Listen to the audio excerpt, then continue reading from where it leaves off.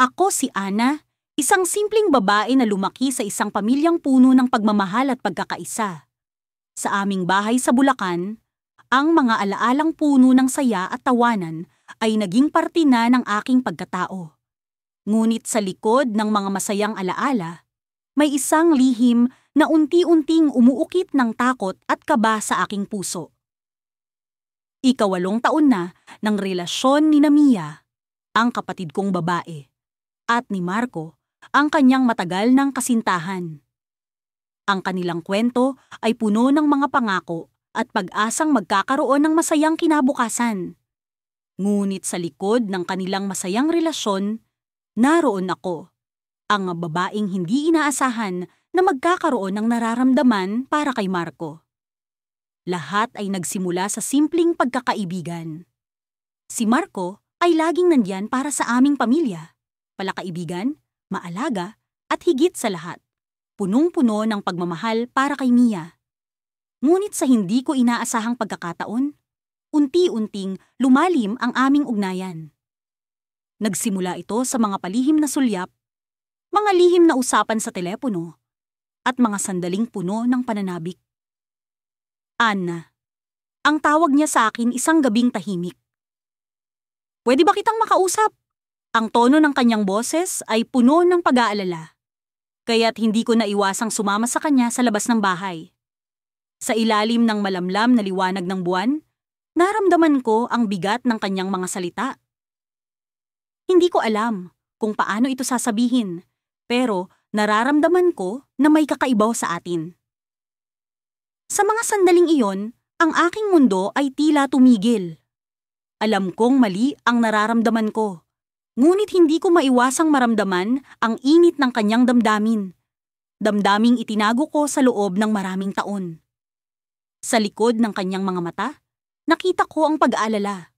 Ngunit naroon din ang isang pag-asang hindi ko maintindihan. Mula sa gabing iyon, nagsimula ang aming lihim na relasyon. Ang bawat pagkikita namin ay puno ng kaba, takot at kasiyahan. Ang mga araw na kasama ko siya ay parang panaginip. Ang kanyang mga yakap ay nagbibigay sa akin ng seguridad. Ngunit sa likod ng mga ngiti ay naroon ang takot na baka matuklasan ni Mia ang aming lihim. Ang bawat araw na lumilipas ay puno ng mga tanong. Paano kung malaman ni Mia? Paano kung masaktan siya? Paano kung mawala ang lahat ng pinahahalagahan ko? Ngunit sa kabila ng mga tanong, hindi ko maiwasang umasa sa mga sandaling mayroon kami ni Marco. Isang araw, habang nagkukwentuhan kami ni Marco sa ilalim ng lilim ng puno ng mangga, may isang bagay na nagbago sa kanyang mga mata. "Ana, kailangan nating mag-usap," sabi niya. Ang kanyang tono ay seryoso, puno ng pag-aalala at kaba. Nararamdaman ko na may mabigat siyang sasabihin. Ang bawat segundo ay tila oras, ang hangin ay bumigat, at ang mundo namin ay tila nakabitin sa isang manipis na sinulid. "May kailangan akong aminin sa iyo." Ang kanyang bulong ay puno ng takot. Sa mga sandaling iyon, alam kong ang aming kwento ay nasa bingit ng pagwawakas o pagsisimula ng isang mas malalim na pag-unawa. Bago pa man siya makapagsalita, narinig namin ang isang pamilyar na tinig. Si Mia, papalapit sa amin, puno ng saya at inosente. Ngunit sa likod ng kanyang mga ngiti ay may isang bagay na parang nararamdaman kong may alam siya. Ang aking puso ay bumilis at ang mundo ko ay tila nagbago. Sa mga sandaling iyon, alam kong ang aming lihim ay malapit ng mabunyag. Ang araw ay tila nagmimistulang isang pelikula. Ang bawat eksena ay puno ng drama at emosyon. Ang pag-ibig ko kay Marco ay patuloy na lumalalim. Ngunit ang bawat hakbang na papalapit sa kanya ay tila isang hakbang palayo sa kapatid kong si Angela. Hindi niya alam ang tungkol sa amin.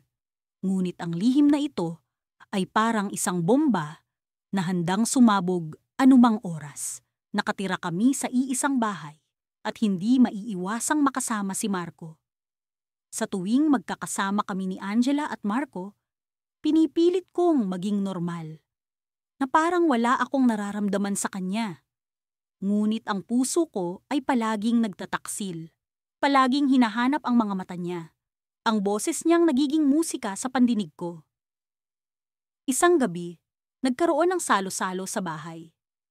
Nagpasya si Mama at Papa na maghapunan kaming lahat sa labas ng hardin. Ang ilaw ng mga kandila ay nagbigay ng romantikong ambience, ngunit naramdaman ko ang tensyon sa aking loob.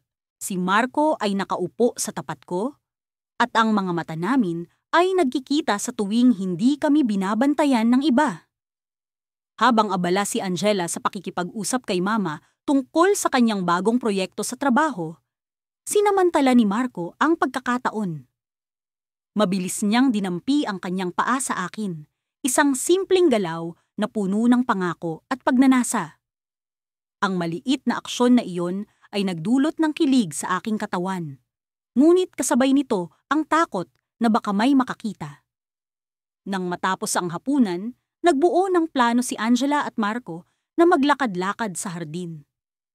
Nagsimula na silang maglakad at iniwanan ako sa mesa kasama si Papa. Ngunit hindi ko alam kung anong pumasok sa isip ko. Bigla akong nagpasya na sumunod sa kanila. Nais kong makita kung ano ang kanilang pinag-uusapan. Nais kong malaman kung ano ang mayroon sa kanilang dalawa. Habang lumalalim ang gabi, ang mga bulaklak sa hardin ay nagmistulang mga anino sa ilalim ng buwan. Ang paglalakad nila ay puno ng tawanan, at sa likod ng mga bulaklak, nakita ko sila. Nakita kong hawak ni Marco ang kamay ni Angela, at ang puso ko ay tila pinipiga. Ngunit hindi ko inaasahan ang sumunod na pangyayari. Bigla silang tumigil sa ilalim ng malaking puno, at doon, hindi ko inaasahan ang kanyang gagawin. Nakita kong lumuhod si Marco, may hawak na maliit na kahon, isang alahas, isang singsing. At sa gabing iyon, sa ilalim ng mga bituin, nagpropose siya kay Angela.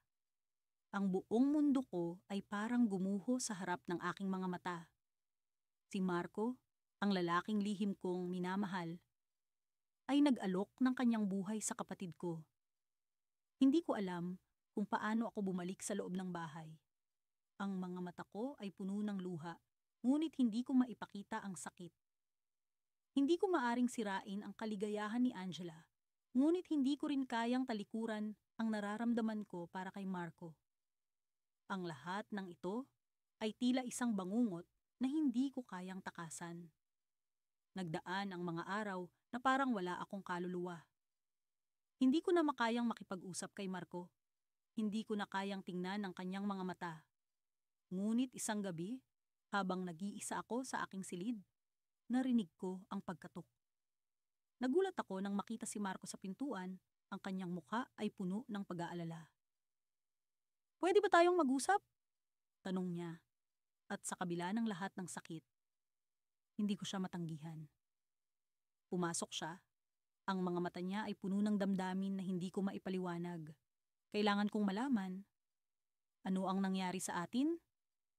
tanong niya, habang ang kanyang boses ay puno ng desperasyon. "Mahal kita, ngunit alam kong dapat ko nang kalimutan ang lahat." Ang mga salitang iyon ay parang mga espada na tumarak sa puso ko. Mahal niya ako, ngunit pinili niya si Angela. Sa harap ng lahat ng ito, alam kong kailangan ko nang mamili. Alam kong kailangan ko nang magpasya kung paano ko haharapin ang sitwasyong ito. Ngunit hindi ko inaasahan ang sumunod niyang sinabi. "May isa pa akong dapat sabihin sa'yo, Anya. Hindi ko matutuloy ang kasal. May isang bagay na hindi mo alam. Isang bagay na magpapabago sa lahat." Sa puntong iyon, hindi ko alam kung magagalit ako o matutuwa. Ano ang ibig sabihin ni Marco? Ano ang lihim na ito na maaaring magbago sa lahat? Ang kanyang mga mata ay puno ng misteryo, at alam kong hindi pa ito ang katapusan ng aming kwento. Sa likod ng bawat pag-ibig na bawal ay ang pag-asa ng isang bagong simula, ngunit ang simula bang ito ay para sa amin? Habang naglalakad siya palabas ng silid, Ang puso ko ay puno ng pag-aalinlangan at pag-asa. Ano ang susunod na mangyayari? Ang isang bagay ay malinaw, hindi ko pa alam ang buong kwento. Ngunit sa kabila ng lahat ng ito, alam kong hindi ko kayang talikuran ang pag-ibig ko kay Marco. Ang pag-ibig na ito, kahit gaano man kasakit, ay hindi ko kayang talikuran. Sa mga araw na lumipas, ang bawat paghinga ay tila may bigat na hindi ko mawari. Hindi ko akalaing ang simpleng pagkikita namin ni Miguel sa likod ng bawat lihim na pagngiti at pagkukunwaring hindi nagkikita sa harap ng pamilya ay hahantong sa ganito. Ang bawat sandali naming magkasama ay tila isang patalim na nakabaon sa aking puso, masakit, ngunit sa kabila ng lahat ay may tamis na hindi ko kayang talikuran, na hindi ko. Isang gabi, habang naririnig ko ang mahinang ulan na bumubuhos sa labas, nagpasya akong bumaba sa kusina para kumuha ng tubig. Hindi ko inaasahan na madadatnan ko si Miguel doon. Nakaupo sa mesa, habang humihigop ng mainit na kape. Napatigil ako sa may pinto, nag-aalangan kung dapat ba akong pumasok o bumalik na lamang sa aking kwarto. Gabing-gabi na, bakit gising ka pa? Tanong ni Miguel na may halong pagkabahala sa kanyang boses. Ikaw rin, bakit nandito ka pa? Sagot ko habang dahan-dahang lumapit sa kanya. Ang mga mata ni Miguel ay tila may iniindang problema, isang bagay na hindi niya masabi kahit kanino. Umupo ako sa tapat niya. Ramdam ko ang init na nagmumula sa tasa ng kape na hawak niya. At ang init ng kanyang titig na tila nais basahin ang laman ng aking isip. Miguel, hanggang kailan natin itatago ito? Tanong ko. Pilit na isinasalpak ang tapang sa aking boses. Napabuntong hininga siya, ibinaba ang tasa ng kape, at saka tumingin sa akin ng diretsyo. Alam kong mahirap ito, pero hindi ko kayang mawala ka. Ano ba ang dapat nating gawin? Tahimik akong napaisip. Alam kong ang pagmamahalan namin ni Miguel ay hindi basta-basta matatanggap ng pamilya, lalo na ng kapatid kong si Ana na kasalukuyang nobya ni Miguel. Hindi ko rin kayang masaktan si Ana, ngunit sa tuwing kasama ko si Miguel, tila ang lahat ng alalahanin ay nawawala. Hindi ko rin alam. Sagot ko na may halong lungkot. Pero hindi ko rin kayang mawala ka. Isang mahabang katahimikan ang sumunod. Tanging ang mahinang patak ng ulan sa labas ang naririnig. Ramdam ko ang bigat ng sitwasyon, parang isang pasabog na anumang oras ay pwedeng sumabog at magdulot ng pagkawasak. Miguel, baka mas makabubuting tapusin na natin ito? Sabi ko sa wakas, kahit na parang 1,000 salitang bumabara sa aking lalamunan ang lumabas sa aking bibig. Baka ito na ang tamang panahon para bumitaw. Hindi ko inaasahan ang sumunod na ginawa ni Miguel. Tumayo siya at lumapit sa akin. Marahan niyang hinawakan ang aking mga kamay. Mahal kita, bulong niya. Mga salitang tila isang sumpang hindi ko matatakasan. At gagawin ko ang lahat para maayos ito. Bago pa ako makapagsalita, narinig namin ang kaluskos mula sa pintuan ng kusina. Napalingon kami at nakita si Ana, nakatayo sa may pinto, may hawak na basong tila nahulog mula sa pagkakagulat. Ang kanyang mga mata ay puno ng pagtataka at pagdududa. Anong ibig sabihin nito? Tanong ni Ana. Nanginginig ang boses habang unti-unting bumibitaw ang hawak niyang baso. Bumagsak ito sa sahig at nagkapira-piraso. Nabigla ako at hindi alam ang isasagot. Si Miguel naman ay mabilis na lumapit kay Ana, pilit na pinapaliwanag ang hindi maipaliwanag. Ngunit alam kong sa mga sandaling iyon, isang bahagi ng aming lihim ang nabunyag. At wala na kaming magagawa upang ibalik pa ito sa dati. Hindi ito ang iniisip mo, Ana. Pilit na paliwanag ni Miguel. Nag-uusap lang kami ni... Nag-uusap? Putol ni Ana sa sinasabi ni Miguel, halatang hindi naniniwala. Bakit kailangan ninyong mag-usap ng patago sa ganitong oras? Hindi ko alam kung paano ko ipapaliwanag ang lahat. Gusto kong ipagtanggol ang sarili ko, ngunit alam kong kahit anong sabihin ko, ay hindi na maibabalik ang tiwala ni Ana. Ang mga mata niya ay puno ng hinanakit at pagtataksil. At sa kaibuturan ng puso ko, alam kong hindi ko siya masisisi. Sa gitna ng tensyon, isang panginginig ang pumailan lang sa paligid. Isang tawag mula sa telepono ang nagpatigil sa aming pag-uusap. Agad kong kinuha ang telepono mula sa mesa at sinagot ito. Umaasa na kahit paano ay mababaling ang aming atensyon sa ibang bagay. Hello? Sagot ko.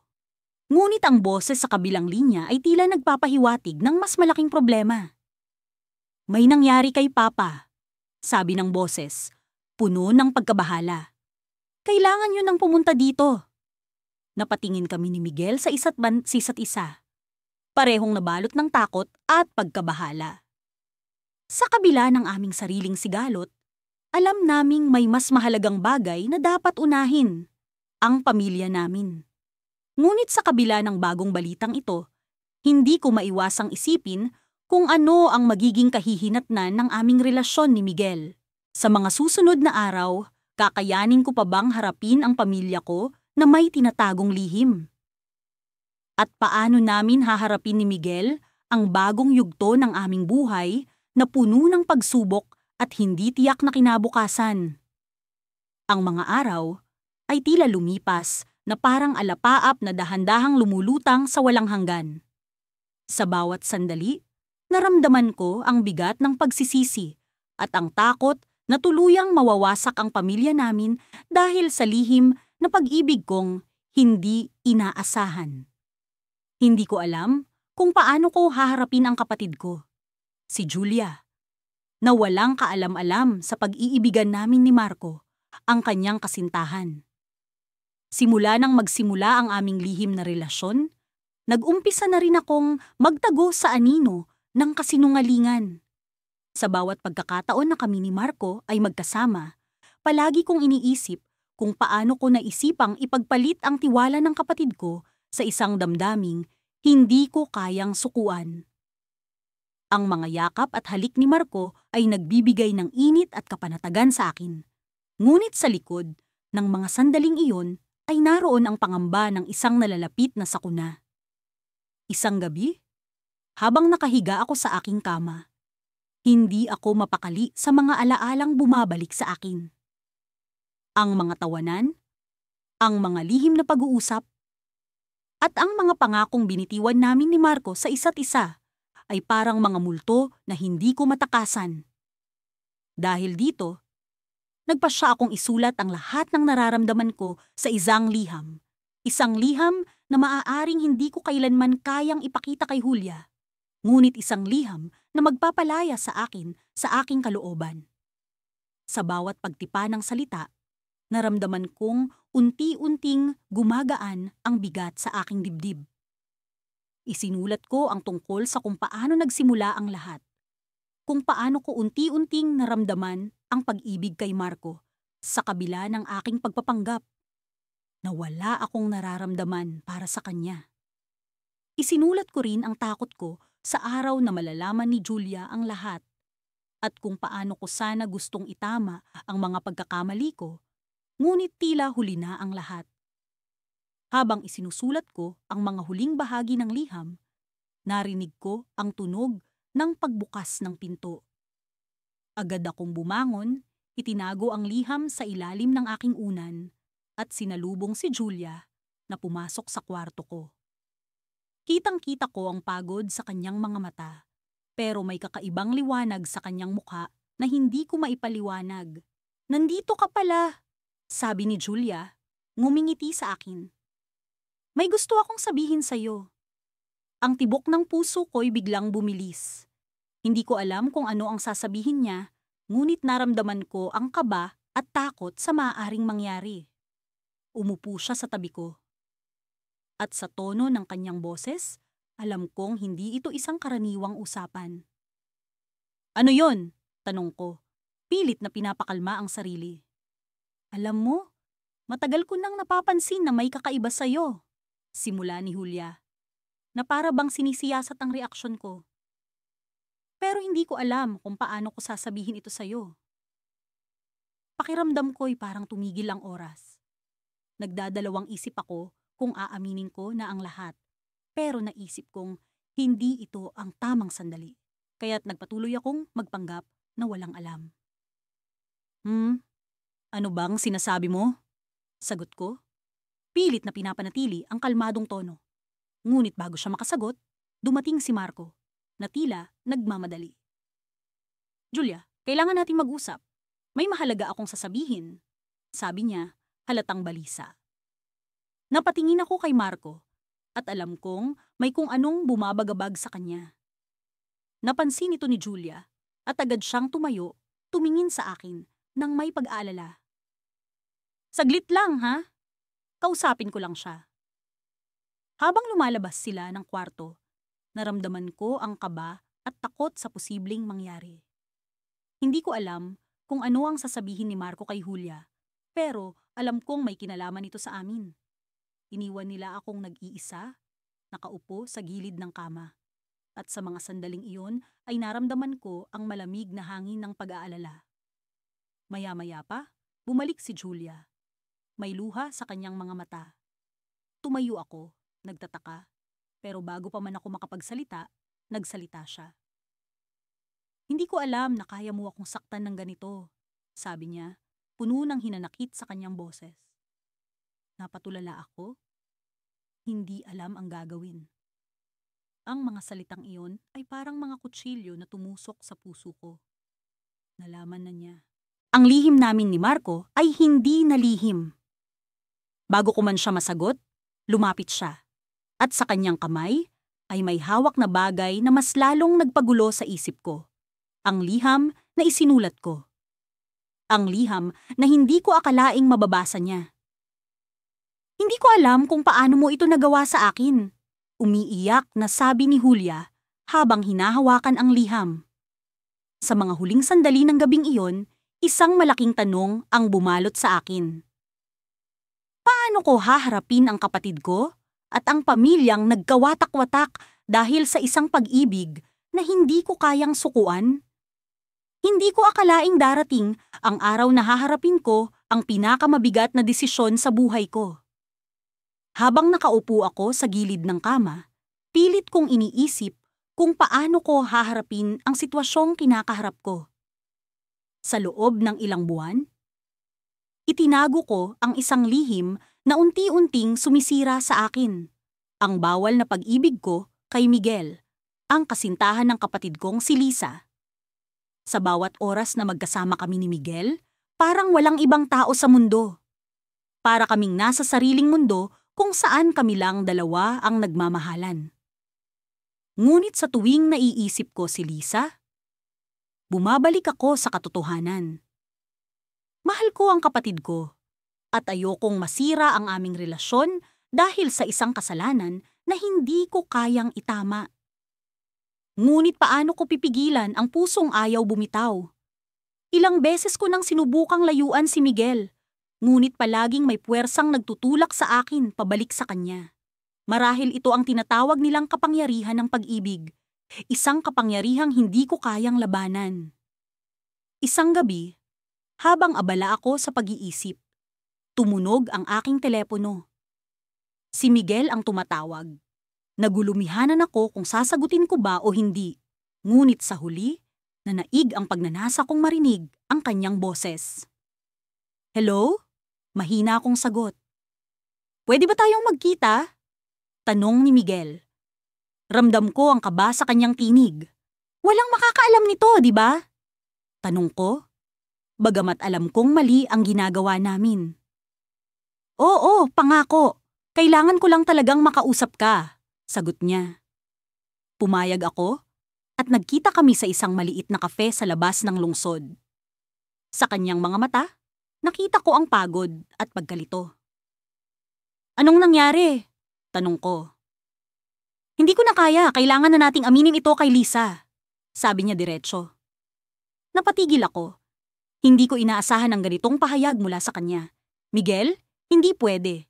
Masasaktan siya. Masasaktan ang pamilya natin, pagtutol ko. Pero mas masasaktan siya kung malalaman niya ito sa ibang tao. Dapat manggaling ito sa atin, giit niya. Umiling ako. Hindi ko kayang gawin yan, Miguel. Tumahimik siya. Sa sandaling iyon, naramdaman kong parang bumagsak ang mundo sa akin. Ang pag-ibig na iniingatan ko ay unti-unting nagiging isang bangungot. Kung hindi natin kayang aminin, paano na ang relasyon natin? Tanong niya. Hindi ko alam ang isasagot. Sa gitna ng aming katahimikan, biglang dumating si Lisa sa kafe. Hindi niya kami nakita, ngunit ramdam ko ang kaba sa dibdib ko. Paano kung makita niya kami? Paano kung malaman niya ang lahat? Nang makaalis si Lisa, huminga ako ng maluwag. Ngunit sa kabila ng aking paghinga, alam kong hindi ito ang huli. Kailangang magdesisyon na ako. Bibigyan mo ba ako ng oras? Tanong ko kay Miguel. Paano kung wala na tayong oras? Sagot niya. Hindi ko na alam ang gagawin. Nang maghiwalay kami ng gabing iyon, naglakad-lakad ako sa parke. Pinagmasdan ko ang mga bituin sa langit at nagnilay-nilay sa mga bagay na hindi ko kayang kontrolin. Sa likod ng aking isipan, naroon ang takot na baka ito na ang huli naming pagkikita ni Miguel. 1 linggo ang lumipas na walang pagbabago. Hanggang sa isang araw, habang naglalakad ako pa uwi, may natanggap akong mensahe mula kay Lisa. Kailangan nating mag-usap. Kinabahan ako. Alam ko kung ano ang maaaring mangyari at hindi ko alam kung paano ako haharap sa kanya. Ngunit kailangan kong malaman ang totoo. Sa aming pag-uusap, hindi ko maalis ang kaba sa aking dibdib. Ano na nang nangyari? Tanong ko sa kanya. Mahal kita, ate. At alam kong may itinatago ka sa akin, sabi niya, diretso sa punto. Nagulat ako. Hindi ko inaasahan na magkakaroon siya ng kutob. Lisa, hindi ko alam ang sinasabi mo. Tangka kong itanggi. Umiling siya. Alam ko na ang tungkol sa inyo ni Miguel. Tumigil ang mundo ko. Hindi ko alam kung paano siya nagkaroon ng ideya, ngunit hindi ko rin alam kung paano ako magsisinungaling pa. Lisa, sorry. Tanging nasabi ko. Pumikit siya at nakita ko ang lungkot sa kanyang mukha. Hindi ko alam kung paano ko kayo mapapatawad, sabi niya, sabay alis. Hindi ko siya napigilang umalis. Naiwan akong nakatayo, hawak ang puso kong tila durog na durog. Sa pag-alis niya, alam kong nagbago na ang lahat. At sa likod ng aking isipan, isang tanong ang bumabagabag. Paano kung may ibang dahilan ang pagkakaalam niya? Paano kung hindi lang simpleng kutob ang lahat? Ang sagot sa tanong na iyon ay hindi ko pa alam, ngunit alam kong kailangan kong alamin. At sa likod ng lahat, ang pag-ibig ko kay Miguel ay patuloy pa ring nag-aalab, handang harapin ang anumang dagok na darating. Hindi ko alam kung paano ako nakarating sa puntong ito, kung saan ang bawat galaw ko ay tila isang hakbang patungo sa bangin na hindi ko alam kung paano tatahakin. Ang puso ko'y patuloy na nag-aalab sa bawat segundo na kasama ko si Miguel, ang lalaking inilaan ng kapalaran para sa kapatid ko. Ngunit sa kabila ng lahat, sa kabila ng mga pangarap at mga pangakong binitiwan, narito ako ngayon sa gitna ng isang kaguluhan na ako mismo ang lumikha. Isang umaga, habang nakaupo ako sa kusina, narinig kong nag-uusap sina mama at papa. Ang tono ng kanilang mga boses ay puno ng pag-aalala. Hindi ko naiwasang makinig sa kanilang usapan, lalo na nang marinig ko ang pangalan ni Miguel. Parang may ibang nangyayari, sabi ni Mama, na may bahagyang pag-aalala sa kanyang tinig. Si Miguel ay tila hindi na masyadong nakikipag-usap kay Isabel. Napakunot-noo ako. Alam ko ang dahilan kung bakit nagiging malayo si Miguel kay Isabel. Ako. Ngunit paano ko sasabihin sa kanila ang sakit ng katotohanan? Paano ko haharapin ang kapatid ko na walang kaalam-alam sa mga lihim na itinatago ko? Habang naglalakad ako papunta sa paaralan, biglang nagring ang telepono ko, si Miguel. "Camille, kailangan kitang makausap. Mahalagang mahalaga," sabi niya sa kabilang linya, ang kanyang tinig puno ng urgency. Nagkita kami sa paborito naming parke. Ang lugar na ito ay naging saksi sa mga lihim naming pag-uusap, sa mga pangarap na ibinulong namin sa hangin. Pagdating ko, naroon siya, nakaupo sa paborito naming bench. Tila malalim ang iniisip. "Camille," simula niya. "Hindi ko na kayang itago pa ito. Kailangan nating magdesisyon." Napatingin ako sa kanya. Ang mga mata ko'y puno ng takot. Alam ko kung ano ang ibig niyang sabihin. Alam ko na kailangan naming piliin kung ano ang magiging kapalaran namin. Ngunit paano ko pipiliin ang pagmamahal sa kanya kung ang isa naming hakbang ay nangangahulugan ng pagkawasak ng pamilya ko? "Miguel, hindi ko alam," sagot ko, halos pabulong. Ang hirap. Si Isabel, pamilya ko siya. Umiling siya. Kitang-kita ko ang sakit sa kanyang mga mata. "Camille, mahal kita. Pero hindi na natin kayang magpanggap. Kailangan nating sabihin sa kanila." Habang nakatitig ako sa kanya, bumalik sa akin ang lahat ng alaala.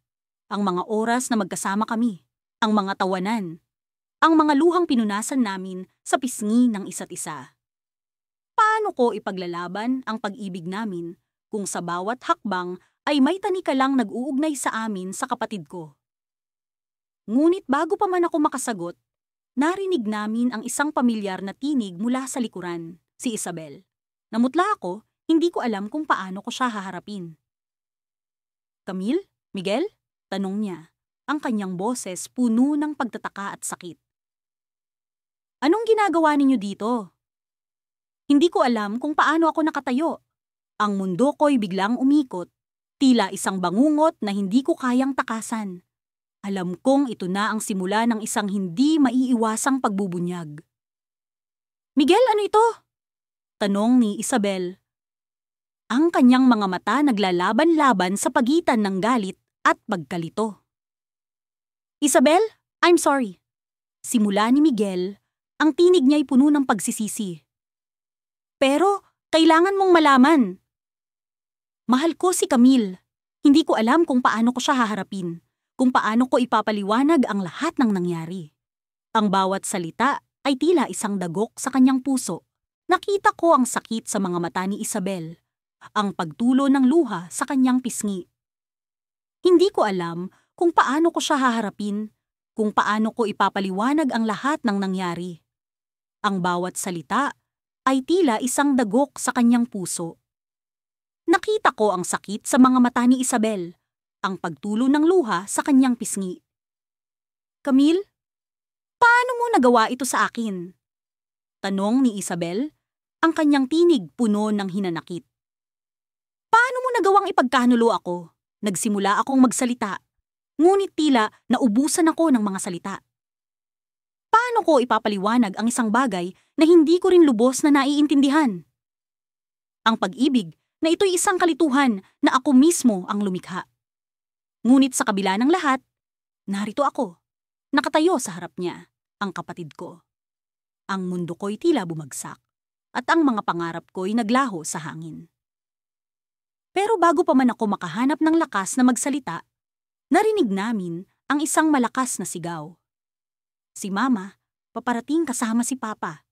Ang kanilang mga muka ay puno ng galit at pag-aalala. Tila alam na nila ang lahat. "Camille, Miguel, ano itong naririnig namin?" tanong ni Papa, ang kanyang tinig puno ng awtoridad. Napalunok ako. Hindi ko alam kung paano ko sasagutin ang tanong na ito. Ang bawat hakbang ko'y tila isang pasya na hindi ko kayang gawin. Ngunit isang bagay ang sigurado. Ito na ang simula ng isang krisis na hindi ko alam kung paano haharapin. At habang tumatakbo ang oras, ang tanging tanong sa isipan ko ay, paano ko ililigtas ang pag-ibig namin nang hindi sinisira ang pamilya ko? Sa kabila ng malamlam na ilaw ng buwan, Naririnig ko ang marahang pag-ugong ng hangin sa labas ng bintana. Nasa kwarto ako, nag-iisa, habang ang mga alaala ng mga nakaraang pangyayari ay tila naglalaro sa aking isipan. Ang puso ko'y hindi pa rin makapagpatahimik sa kabila ng mga desisyong ginawa ko. Ang relasyong ito, ang pag-ibig na itinatago ko mula sa aking pamilya, ay naging isang lihim na unti-unting sumisira sa katahimikan ng aming tahanan. Si Adrian, ang lalaking kapatid ko, ay palaging nandyan upang magbigay ng suporta at pag-unawa. Ngunit sa likod ng kanyang mga tingin, nararamdaman kong may bumabalot na pag-aalinlangan. Alam kong hindi ko siya dapat iniwasan, ngunit sa bawat pagkikita namin, naroon ang kaba sa aking dibdib. Alam niyang may nangyayari sa akin, ngunit hindi niya alam ang tungkol kay Daniel, ang lalaking kanyang itinuring na kaibigan, na ngayon ay laman ng aking puso. Si Daniel ay hindi lamang isang kaibigan sa aming pamilya. Sa mga mata ng lahat, siya ay isang mabuting tao, isang ehemplo ng pagkakaroon ng tamang asal at integridad. Ngunit sa likod ng kanyang mga ngiti, sa likod ng kanyang mga pangako, naroroon ang pagnanasa na hindi namin maipaliwanag. Ang bawat pagkikita namin ay tila isang pagsubok na may kapalit na lungkot at pangamba. Sang gabi, habang nasa kusina kami, naramdaman kong may kakaibang init na bumalot sa paligid. Si Adrian ay nakaupo sa hapagkainan, abala sa pagbabasa ng kanyang libro. Nang makita niya akong pumasok, ngumiti siya, ngunit ang kanyang mga mata ay nagtanong. "May problema ba?" tanong niya, puno ng pag-aalala. Hindi ko alam kung paano ko siya sasagutin. Alam kong hindi ko siya dapat pagsinungalingan, ngunit ang katotohanan ay masyadong masakit at mapanganib. "Medyo pagod lang," sagot ko, pinipilit ang nangiti. Ngunit alam kong hindi iyon sapat. Sa likod ng aking isipan, naroon ang takot na baka isang araw ay malaman niya ang lahat. Pagkatapos ng hapunan, umakyat ako sa aking kwarto. Umaasa na makahanap ng kahit kaunting kasagutan sa gulo ng aking damdamin. Ngunit sa halip, natagpuan ko ang sarili kong nakatingin sa kawalan, nag-iisip kung paano ko maitatama ang sitwasyong ito. Hanggang kailan ko itatago ito? Hanggang kailan ko kayang ipaglaban ang pag-ibig na ito? Isang text message ang dumating mula kay Daniel. "Kailangan kitang makausap. Mahal kita." Ang simpleng mensahe na iyon ay tila isang patibong, isang paanyaya sa isang mundong puno ng misteryo at panganib. Alam kong hindi ko siya dapat puntahan, ngunit ang puso ko'y hindi mapakali. Mayroong puwersa na nagtutulak sa akin na lumabas ng bahay, na makipagsapalaran para sa pag-ibig na ito. Nagdesisyon akong makipagkita kay Daniel sa aming tagpuan sa parke, sa ilalim ng mga bituin na nagiging saksi sa aming mga lihim. Nang makarating ako, nakita ko siyang nakaupo sa isang bangko. Tahimik at malalim ang iniisip. Nang makita niya ako, agad siyang tumayo at niyakap ako ng mahigpit, na para bang may takot na hindi ko maintindihan. "Anong nangyayari, Daniel?" tanong ko, puno ng pag-aalala sa kanyang biglang pag-aanyaya. "Kailangan nating mag-usap," sagot niya. May nalaman ako. Ang mga salitang iyon ay tila bumagsak sa akin na parang malamig na tubig. Ang kaba na kanina pa bumabalot sa akin ay mas lalong lumalim. "Ano ang ibig mong sabihin?" tanong ko, kahit alam kong ang sagot ay maaaring makasira sa katahimikan ng aming gabi. "Ito ay tungkol kay Adrian," sabi niya. Ang boses niya ay puno ng pag-aalala. May nalaman akong hindi ko inaasahan.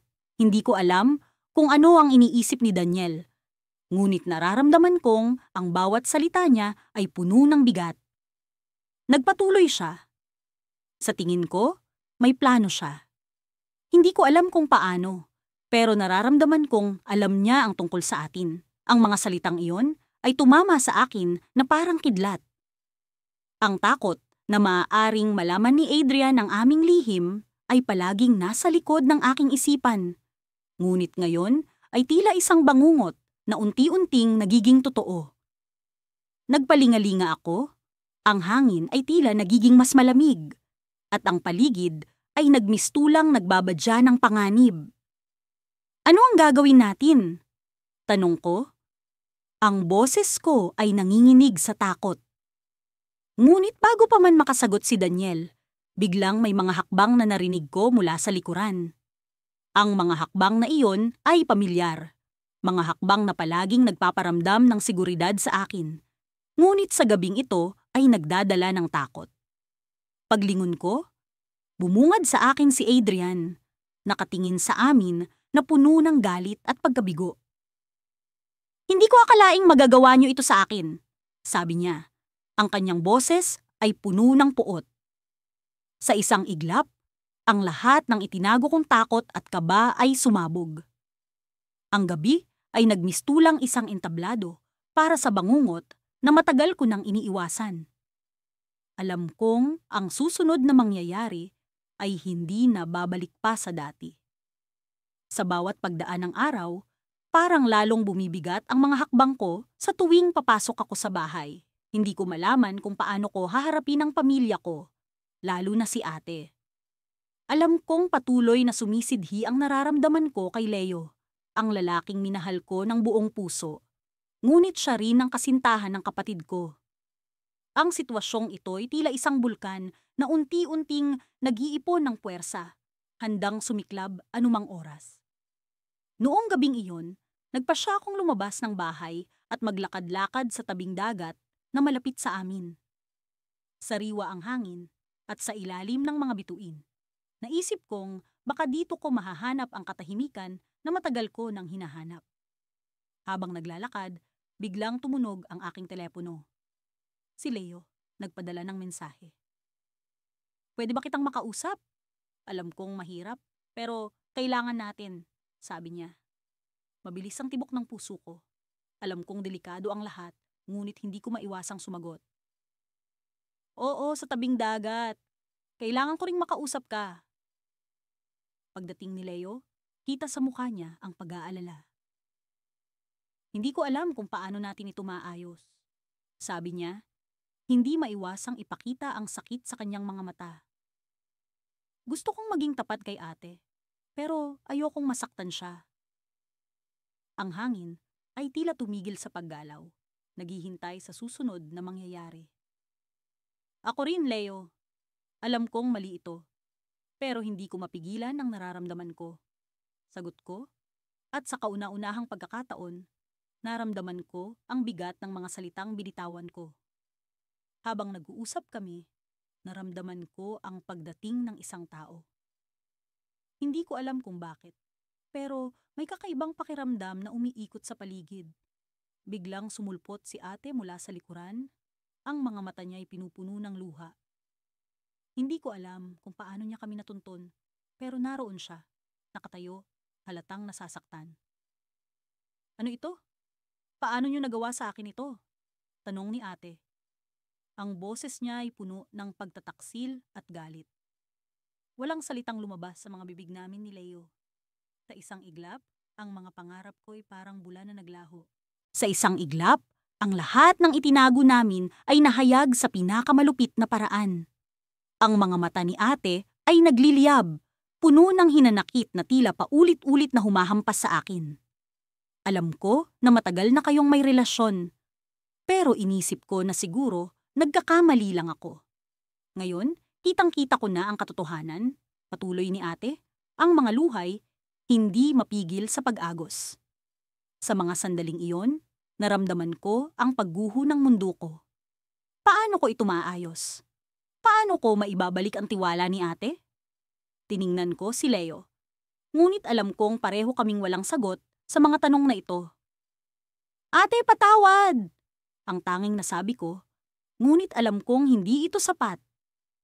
Ang sakit na nararamdaman niya ay hindi kayang pagalingin ng mga salitang iyon. Tumakbo si ate palayo. Naiwan kaming dalawa ni Leo na nakatayo sa ilalim ng mga bituin. Ang hangin ay tila naging mabigat. Ang gabing iyon ay hindi na magiging katulad ng dati. Hindi na magiging kasing payapa. Sa bawat hakbang na papalayo si ate, naramdaman ko ang pagkapit ng takot sa puso ko. Ano ang gagawin namin ni Leo? Paano namin haharapin ang pamilya? Ang sikreto namin ay hindi na sikreto. At ngayon, ang mga kahihinatnan ng aming mga desisyon ay hindi na maiiwasan. Habang naglalakad kami pabalik, ang katahimikan ay naging isang matinding ingay sa aking isipan. Ang mga hakbang namin ni Leo ay tila isang ritual na hudyat ng pagbabago sa aming buhay. Alam kong simula pa lang ito ng mas mahirap na laban. Ang pagmamahal na noon ay tila isang magandang kwento, ay ngayon naging isang bangungot na walang kasiguraduhan. Bago kami makapasok sa bahay, bigla kong narinig ang pagring ng telepono ko. Isang tawag mula sa ina namin. Anak, kailangan ka naming makita. May mahalagang pag-uusapan. Umuwi ka na kasama si Leo. Tumigil ang mundo ko. Alam kong ang pag-uusap na ito ay magiging isang malaking pagsubok. Alam kong ang lahat ay magbabago mula sa sandaling iyon. Ngunit wala akong magawa kundi harapin ang mga kahihinatnan ng aming piniling landas. Ang gabing iyon ay naging simula ng mas matinding yugto sa buhay ko. Isang yugto na puno ng pag-asa na kahit sa gitna ng sakit, may pag-asa pa ring maghilom ang mga sugat. Ngunit paano nga ba? Paano kung ang sugat ay mas malalim kaysa sa iniisip ko? Ang pag-ibig na ito'y tila isang agos ng ilog na hindi ko mapigilan. Kahit saan ako lumingon, nakikita ko ang kanyang nangiti, naririnig ko ang kanyang tawa. Ngunit sa bawat hakbang ko patungo sa kanya, nararamdaman ko ang bigat ng sekreto. Ang pag-ibig ko kay Marco ay isang lihim na hindi ko kayang ipahayag sa kahit kanino, lalo na sa aking kapatid na si Mia. Si Mia, na palaging naging tagapagtanggol ko, kapatid na hindi nagdadalawang isip na ipaglaban ako sa lahat ng bagay. Siya ang laging nasa tabi ko, ang aking matalik na kaibigan. Ngunit paano ko maipagtatapat sa kanya na ang lalaking mahal niya ay ang parehong lalaking sumisigaw ang puso ko? Isang pighati ang bumabalot sa akin tuwing naiisip kong ako'y isang taksil sa kanyang tiwala. Isang gabi, habang nakaupo ako sa veranda ng aming bahay, nakatingin sa mga bituin, naramdaman ko ang malamig na hangin na tila yumakap sa akin. Kasabay ng hangin ay ang pagdating ni Marco. Nang makita ko siyang palapit, ang puso ko'y tila nagtatatalon sa tuwa at kaba. "Gabi na, hindi ka pa natutulog?" tanong niya. Ang boses niya ay punong-puno ng pag-aalala. "Hindi ako makatulog," sagot ko. Pilit pinipigilan ang panginginig ng aking boses. Ang daming iniisip. Umupo siya sa tabi ko, at sa kabila ng dilim, nakita ko ang mga mata niyang nakatingin sa akin, puno ng pag-unawa. "Alam ko kung gaano kahirap ito para sa iyo, pero nandito ako, handang makinig." Ang mga salitang iyon ay tila isang balsamo sa aking sugatang puso. Pinili kong manatiling tahimik sa halip na sabihin ang lahat ng bumabagabag sa akin. Ayoko siyang ilagay sa alanganin, ngunit sa kabila ng aking pag-iwas, nararamdaman kong kailangan kong ipagtapat ang lahat. Ang pag-ibig na ito'y hindi na makakaila. "Marco?" simula ko, ngunit bigla niyang hinawakan ang kamay ko, na para bang alam na niya ang sasabihin ko. "Alam mo ba kung gaano kita kamahal? Ngunit alam ko rin kung gaano kasakit ito para sa ating lahat." Nagpatuloy siya. Alam kong mali ito, pero hindi ko kayang pigilan ang nararamdaman ko. Kailangan nating harapin ito. Sa mga sandaling iyon, naramdaman ko ang bigat ng katotohanan. Ang pag-ibig namin ay isang balakid na hindi namin kayang lusutan ng mag-isa. Ngunit bago pa man ako makapagsalita, narinig namin ang mga yapak ni Mia papalapit. Ang pintuan ng beranda ay bumukas, at sa kanyang mukha ay bakas ang pagtataka. "Marco, ate, Anong ginagawa niyo dito? Tanong niya. Ang boses niya'y puno ng inosenteng pag-aalala. Nagpalitan kami ng tingin ni Marco at alam kong oras na para ipagtapat ang lahat. Ngunit bago pa man ako makapagsalita, si Marco ang unang naglakad papunta kay Mia. Mia, may kailangan kang malaman. Ang puso ko'y tila titigil sa paghinga sa bawat salitang lumalabas sa kanyang bibig. Si ate, siya ang mahal ko. Nakita ko ang pag-aalinlangan sa mga mata ni Mia, ang sakit na unti-unting bumabalot sa kanyang mukha. Hindi ko alam kung paano ko siya haharapin, ngunit kasabay ng kanyang pag-iyak ay ang pagbalik-tanaw sa mga nakaraan naming masayang alaala. Paano namin haharapin ang ganitong pagsubok? Paano ko maipapaliwanag na ang pag-ibig na ito'y hindi ko sinadya? Bakit ate? Tanong ni Mia. Ang boses niya'y puno ng pighati. Bakit mo nagawa sa akin to? Bago pa man ako makasagot, narinig namin ang isang malakas na kalabog mula sa loob ng bahay. Tumakbo ako papasok, si Marco at Mia ay sumunod sa akin. Sa sala, nakita namin ang aming ama, nakahandusay sa sahig, hawak ang kanyang dibdib. Ang mukha niya ay puno ng sakit at hikbi. Tay, sigaw ni Mia. Mabilis na yumakap sa kanya. Ang sitwasyon ay biglang nagbago. Ang pagkakagulo ng aming pamilya ay hindi dahil sa aming lihim na pag-ibig, kundi dahil sa kalagayan ng aming ama. Naisip ko, paano kung ang aming mga alitan ay maging sanhi ng pagkawala ng isang mahal sa buhay? Sa sandaling iyon, nagpasya akong isantabi muna ang sakit ng aming sitwasyon upang matulungan si tatay. Ang pag-ibig na ito'y tila isang lason na unti-unting sumisira sa amin. Ngunit sa kabila ng lahat, kailangan kong harapin ang katotohanan. Ang pagsubok na ito ay hindi lamang tungkol sa aming tatlo, kundi sa aming buong pamilya. Ang aming pamilya ay nasa bingit ng pagkawasak at hindi ko alam kung paano ko ito ililigtas. Hindi ko akalaing darating ang araw na ito, ang araw na magpapabago sa lahat ng aming tinatanganan. Sa bawat hakbang ko papunta sa bahay, damma ko ang bigat ng aking desisyon. Ang puso ko'y tila naglalaban. Isang bahagi ang nagsasabing tama ang gagawin ko, habang ang isa'y nagmakaawa na huwag ituloy. Ngunit alam kong hindi na pwedeng magtagal pa ang ganitong sitwasyon. Mahal ko siya, ang lalaking hindi ko dapat mahalin. Ang lalaking una kong nakilala dahil sa kapatid ko. Nagsimula ang lahat sa simpleng pagkakaibigan. Si Marco, kasintahan ng kapatid kong si Carla. Hindi ko inakalang ang mga simpleng pag-uusap namin ni Marco ay magiging daan sa mas malalim na damdamin. Alam kong mali, ngunit paano mo pipigilan ang puso kapag ito'y nagmakaawa na maramdaman ang pag-ibig? Isang gabi, habang nanunood kami ng pelikula, kasama sina Carla at Marco, naramdaman kong tumingin siya sa akin. Isang tingin na hindi ko mabura sa aking alaala. May kakaiba sa mga mata niyang tila nagsusumamo, humihingi ng pag-unawa.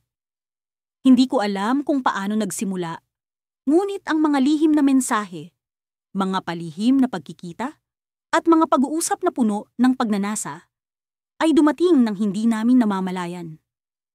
Lihim ang lahat.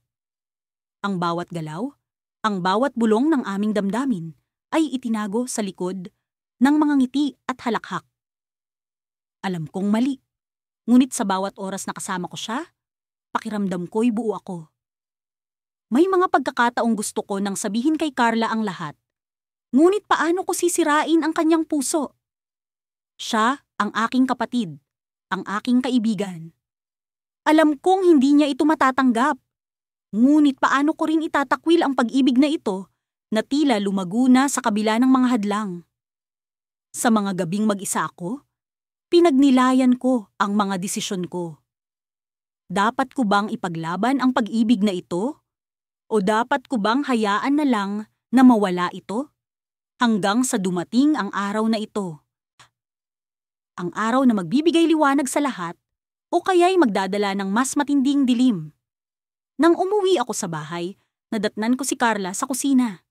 May ngiti sa kanyang labi habang nagluluto ng aming hapunan. "Uy ate, ang aga mo yata ngayon?" Bati niya sa akin. Hindi ko alam kung paano ko sisimulan. Naglalaban ang damdamin ko, takot at pag-asa. Ngunit kailangan ko nang itigil ang lahat ng ito. Hindi na ako makapagpanggap pa. "Carla, may kailangan akong sabihin sa'yo." Bungad ko habang pinipilit ang aking tinig na maging matatag. Tumigil siya sa kanyang ginagawa at tumingin sa akin, puno ng pag-aalala ang kanyang mga mata. "Ano yun ate?" Huminga ako ng malalim. Pilit inaayos ang mga salitang nais kong sabihin. "Tungkol kay Marco." Biglang bumangon ang kaba sa aking dibdib. Alam kong sa sandaling sabihin ko ito, wala nang balikan. Ngunit bago ko pa man masabi ang tunay kong saloobin, bumukas ang pinto at pumasok si Marco. "Marco!" Ang bati ni Carla, sabay yakap sa kanya. Napatigil ako. Sa isang iglap, naramdaman ko ang pagkabasag ng aking mundo. Paano ko sasabihin ang nararamdaman ko kung siya mismo ay narito? Ngunit nagulat ako sa sumunod na nangyari. "Carla, may kailangan akong sabihin sa'yo," sabi ni Marco habang hawak ang mga kamay ni Carla. Ang kanyang tinig ay puno ng determinasyon at alam kong magbabago ang lahat sa sandaling ito. Nagdesisyon na akong umalis. "Pupunta ako sa ibang bansa para mag-aral," sabi ni Marco. Naramdaman ko ang pagbigat ng paligid. Ang kanyang mga salita ay tila isang patalim na tumarak sa akin. Kailangan ko ng oras para sa sarili ko at para mapag-isipan ang lahat. Nakita ko ang gulat sa mukha ni Carla. "Marco, bakit? Anong nangyayari?" Hindi ko alam kung paano ko haharapin ang sitwasyong ito. Ngunit sa kanyang mga mata, alam kong may ibang dahilan si Marco. Sa kabila ng sakit, naramdaman ko ang pag-asa na baka ito na ang simula ng pagtatapos ng aming lihim na relasyon. "Carla, hindi ko kayang ipagpatuloy pa ang relasyon natin. Hindi ito tungkol sa ibang tao, kundi para sa sarili ko. Kailangan ko ng oras para malaman kung ano talaga ang gusto ko." Bago pa man makasagot si Carla, lumingon siya sa akin. Sa kanyang mga mata, nakita ko ang pahiwatig. Alam niya. Alam niyang may mali. Alam niyang may lihim na hindi niya pa nalalaman. Ngunit sa sandaling iyon, alam kong ito na ang pagkakataon para sa kanya na makapag-isip. Nagpaalam si Marco at umalis, iniwan kaming mag-isa ni Carla. Isang katahimikan ang bumalot sa amin, puno ng tanong at pagdududa. Ngunit alam kong sa likod ng katahimikan, maririnig ko ang tibok ng aking puso. Paano ko haharapin ang kapatid ko? Paano ko itutuwid ang lahat ng pagkakamali ko? Sa mga mata ni Carla, alam kong may darating na bagyo. Ngunit sa sandaling ito, ako'y nakatayo sa gitna ng unos, naghihintay sa kung ano ang susunod na mangyayari. Ang mga araw na lumipas ay tila isang laro ng taguan na hindi ko mawari kung kailan magtatapos. Sa bawat hakbang ko, bawat bulong ng hangin, at bawat tibok ng puso, ramdam ko ang bigat ng aking lihim. Isang lihim na hindi ko kayang sabihin, ngunit ayaw ko ring tuluyang mawala. Si Miguel, ang lalaking minahal ko sa kabila ng lahat, ay patuloy na nagiging bahagi ng mundong pilit kong itinatago. Kahit pa nagdesisyon kaming magpigil sa aming damdamin, hindi maitatanggi ang pag-aalala at pananabik na bumabalot sa amin sa tuwing magkikita kami. Ang mga sulyap na palihim, ang mga musmus ng ngiti, at ang mga pag-uusap na puno ng pangako ng isang kinabukasan na hindi namin alam kung kailan darating. Ngunit sa kabila ng lahat ng ito, may isang bahagi sa akin na hindi mapakali. Parang may kung anong puwersa na humihila sa akin palayo sa aming tahimik na mundo. Isang araw, habang nag-iisa ako sa sala, narinig kong bumukas ang pinto. Si Ana, ang kapatid kong si Ana, ang dumating. May kung anong kakaiba sa kanyang mga mata. Para bang may kinikimkim na damdamin na hindi niya maipahayag. Naupo siya sa tabi ko at nagpakawala ng malalim na buntong hininga. May kailangan akong sabihin sa'yo. Bungad niya. Na agad kong naramdaman ang pag-aalala sa kanyang tinig. Alam ko na ang tungkol sa inyo ni Miguel. Parang biglang bumagsak ang langit sa akin. Hindi ko alam kung paano siya nagkaroon ng kaalaman sa aming lihim. Ngunit ang takot na matagal ko nang kinikimkim ay unti-unting nagiging katotohanan. Hindi ko sinasadya, pero nakita ko kayo noong isang gabi sa hardin. Patuloy niya, habang pilit na hinahaplos ang aking kamay. Nakita ko kung paano kayo mag-usap, kung paano kayo magtinginan. At alam kong may higit pa roon. Hindi ko alam kung paano ako magpapaliwanag. Ang pag-amin ng aming relasyon ay tila isang pagkakanulo sa kanya, sa aming pamilya. Ngunit sa kabila ng lahat ng ito, naramdaman kong may bahagi sa kanyang mga mata na hindi galit, kundi pangunawa. Patawarin mo ako, sambit ko habang nangingilid na ang luha sa aking mga mata. Hindi ko sinadya. Hindi ko inaasahan na magiging ganito. Ngunit bago pa man ako makasagot ng higit pa, isang tawag ang dumating sa aking cellphone. Si Miguel. Ang boses niya sa kabilang linya ay puno ng tensyon, isang pahiwatig na may mas malalim pang problema kaysa sa aming iniisip. May kailangan kang malaman, mabilis na sabi niya. Si Tito Juan, ang kapatid ng papa niyo, ay may nalalaman tungkol sa atin. Halos mahulog ako sa aking kinauupuan. Si Tito Juan, nakilala sa pagiging masyadong mapanuri at mahigpit sa tradisyon ng pamilya, ay isa sa mga huling tao na nais kong makaalam ng aming lihim. Kung siya ay may alam, hindi ko na alam kung paano namin maitatago pa ito mula sa lahat.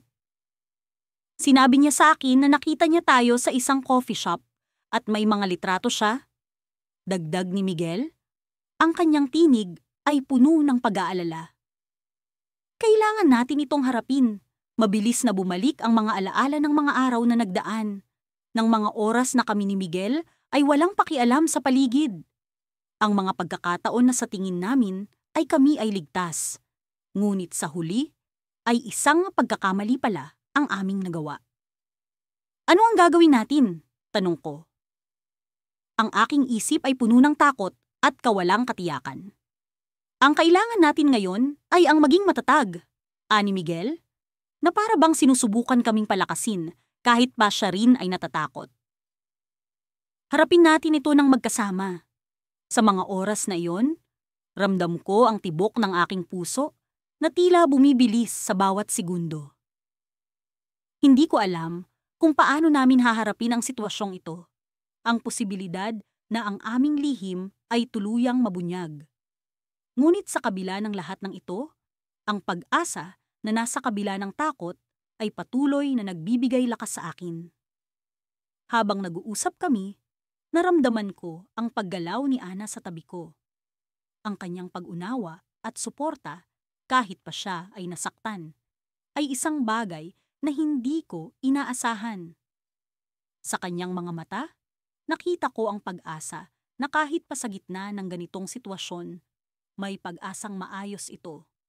Ngunit bago pa man kami makapagdesisyon, isang pagkatok sa pintuan ang nagpatigil sa aming pag-uusap. Si Tito Juan. Sa kanyang pagpasok, alam kong ang lahat ay nagbago. Isang cliffhanger na hindi ko alam kung saan hahantong. Ngunit alam kong ito ay magiging simula ng isang bagong yugto sa aming buhay. Ang kanyang mga mata ay puno ng tanong. At sa kanyang pagpasok, alam kong ang aming lihim ay hindi na magiging lihim pa.